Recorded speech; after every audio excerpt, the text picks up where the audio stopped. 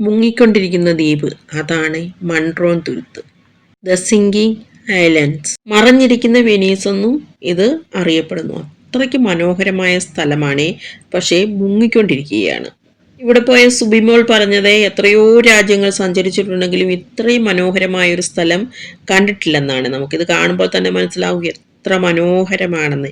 പക്ഷേ ഇവിടുത്തെ ആളുകളുടെ ജീവിതം എല്ലാം വളരെ ദുരിതമാണ്. എന്താണെന്ന് വെച്ചാൽ അവർക്ക് എന്തെങ്കിലും ഒരു സാധനങ്ങളൊക്കെ വാങ്ങിക്കാനൊക്കെ ഈ ഗതാഗത സൗകര്യമൊക്കെ വളരെയധികം കുറവാണ്. ഒരിക്കൽ ഞാനൊരു വീഡിയോ കണ്ടതിലാണെങ്കിൽ ഈ മഴക്കാലമൊക്കെ ആകുമ്പോൾ ആർക്കെങ്കിലും എന്തെങ്കിലുമൊക്കെ പറ്റിയാലും അവരെ ആശുപത്രിയിൽ കൊണ്ടുപോകാനോ അല്ലെങ്കിൽ അവർ മരിച്ചു കഴിഞ്ഞാൽ അവരെ അടക്കുവാനും ഒക്കെ വളരെയധികം പ്രയാസമാണ്.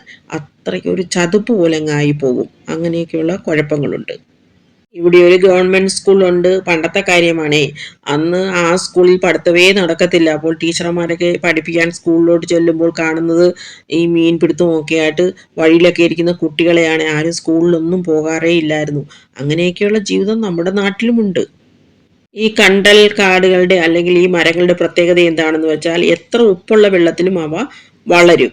അത് വളരെ ഇങ്ങനെ വേരുകളൊക്കെ ഇങ്ങനെ വളരെ ആഴ്ന്നിറങ്ങിയിട്ട് മണ്ണിനെ അങ്ങനെ പിടിച്ചു നിർത്താനുള്ള കഴിവൊക്കെ അവർക്ക് കൂടുതലാണ്. ഇതുപോലെയുള്ള കാടുകൾ നമുക്ക് പശ്ചിമ ബംഗാളിലും കാണാൻ സാധിക്കും.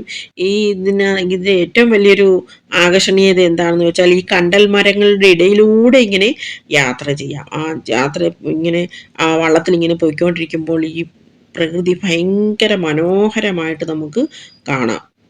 ആളുകൾക്ക് താമസിക്കാൻ വളരെ പ്രയാസമാണെങ്കിലും ടൂറിസത്തിന് വളരെയധികം സാധ്യതകളുള്ള ഒരു സ്ഥലമാണ്. പക്ഷെ എത്ര പേർക്കറിയാം ഇങ്ങനെ ഒരു സ്ഥലമുണ്ടെന്ന്. മറഞ്ഞിരിക്കുന്ന വെനീസ് എന്നാണ് പറയുന്നത്. വെനീസിന്റെ ഇപ്പോഴത്തെ സ്ഥിതിയാണെങ്കിൽ ആ രാജ്യം കാണുമോ എന്ന് തന്നെ സംശയമാണെന്നാണ് പറയുന്നത്. എന്താണെന്ന് വെച്ചാൽ ഇങ്ങനെ മുങ്ങിക്കൊണ്ടേ ഇരിക്കുകയാണ്. അതുപോലെയാണ് പല ദ്വീപുകളും. ചിലപ്പോൾ അവ അപ്രത്യക്ഷമാകാം. ഇത് അഷ്ടമുടിക്കായലും കല്ലടയാറും യോജിക്കുന്ന സ്ഥലമാണ്. അങ്ങനെ ഇവിടെ ഒട്ടും അങ്ങനെ സഞ്ചാരയോഗ്യമൊന്നും അല്ലാതിരുന്നപ്പോൾ ജോൺ മൺട്രോ എന്ന് പറയുന്ന അദ്ദേഹം ഇവിടെ കനാലുകൾ നിർമ്മിച്ചിട്ട് ഈ ജലം മാറ്റിവിട്ടു. അങ്ങനെ 8 തുരുത്തുകൾ ഉണ്ടെന്നാണ് പറയുന്നത് ഇവിടെ.